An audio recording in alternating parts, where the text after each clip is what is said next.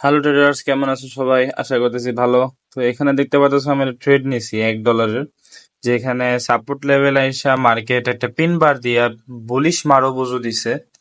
কারণ মার্কেট কিন্তু বিয়ারিশ ছিল, বিয়ারিশ দিয়ে সাপোর্ট লেভেলে এসে একটা মানে দেয় পিন বার দেওয়ার পরে একটা বুলিশ মারো বুঝু দেয়। তো আমরা কনফার্ম যে এটা আপ ট্রেন্ড।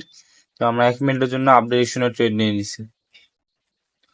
আমি প্রিটি শিওর ট্রেডটা আমাদের উইনই হবে। আর 1 মিনিট আছে, 2 মিনিটের ট্রেড নিয়েছিলাম। Let's see. আবার এখানে একটা রাউন্ড ফিগারও আছে, যদি দেখো প্রাইজে এটা রাউন্ড ফিগার আছে। তো সেলার্সরা কিন্তু এই রাউন্ড ফিগারটাকে সহজে ভাঙতে পারে নাই, চেষ্টা করছে বাট পারে নাই। রাউন্ড ফিগারটা হচ্ছে 1.900000, এটা যেটা রাউন্ড ফিগারকে ব্রেকআউট করার চেষ্টা করছে। ফলস ব্রেকআউট দিছে বাট সফল হয় নাই, মার্কেট আবার আপেই চলে যেতেছে।